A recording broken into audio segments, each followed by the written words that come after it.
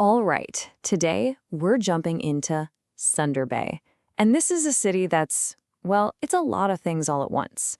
You've got this incredibly deep history, it's a vital, modern hub for all of Northern Ontario, and then there's this whole other world for the students who live there. So let's get into it. So here's how we're going to break it down. First, we'll look at its ancient roots, then see how it became the absolute heart of the region.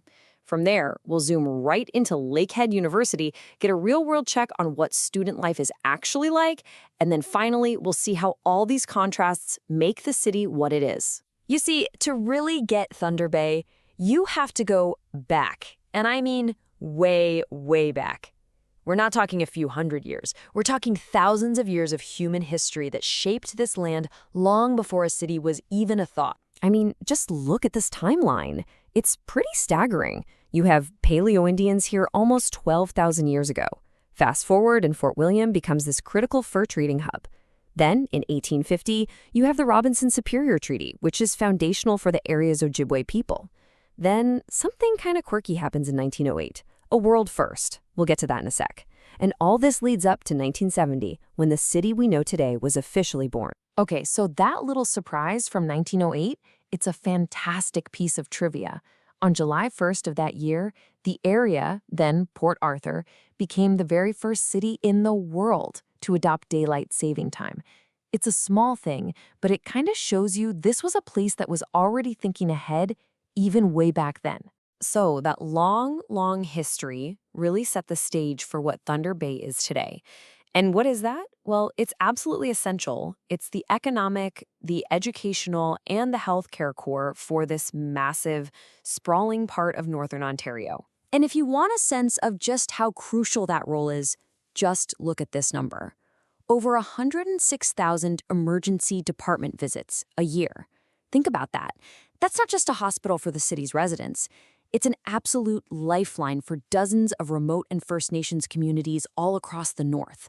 It's the healthcare anchor for the entire region, period. Now, we really can't talk about Thunder Bay being a hub without understanding this treaty. The Robinson-Superior Treaty. It isn't just some dusty old document.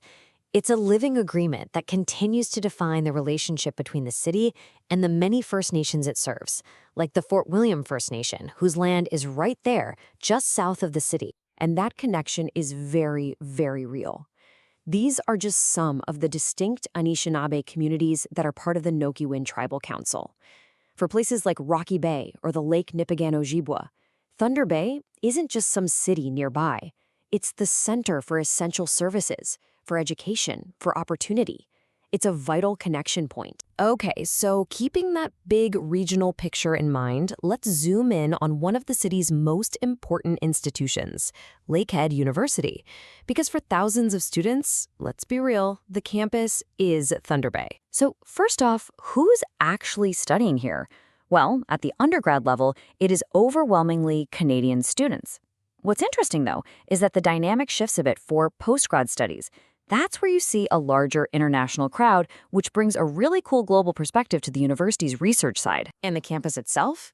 It's pretty much built to be its own little world. I mean, it's on a beautiful river, it's got those super practical underground tunnels for the winter, and there are nature and ski trails right there. You've got a serious athletic complex, a huge student pub, and dedicated inclusive spaces like Pride Central. It's all designed to feel like a very tight-knit community. But, you know, a university isn't an island, right? And that brings us to a really important part of the story.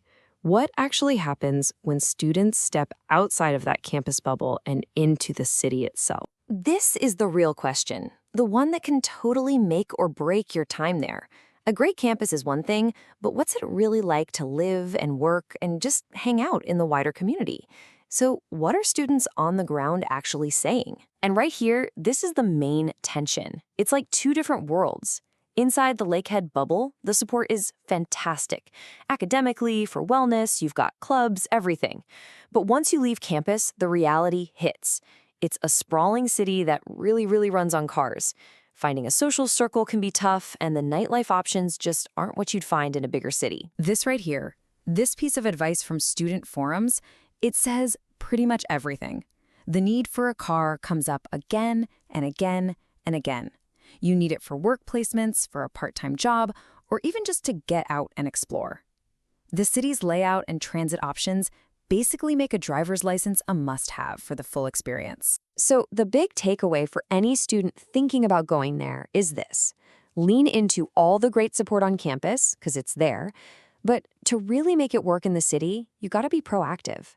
Joining clubs isn't just a nice to have, it's how you build your community.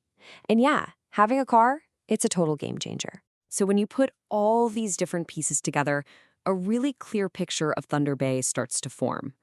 It's not just one thing. It's a city that's defined by these powerful and sometimes tricky contrasts.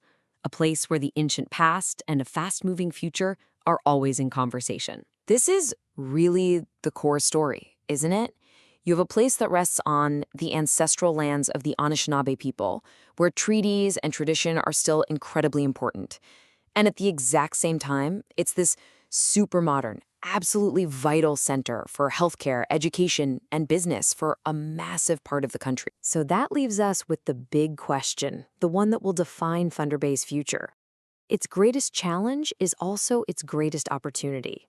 How does a city truly honor its deep, ancient heritage while serving all the urgent modern needs of a diverse and sprawling region? The way it answers that question, well, that's going to shape everything that comes next.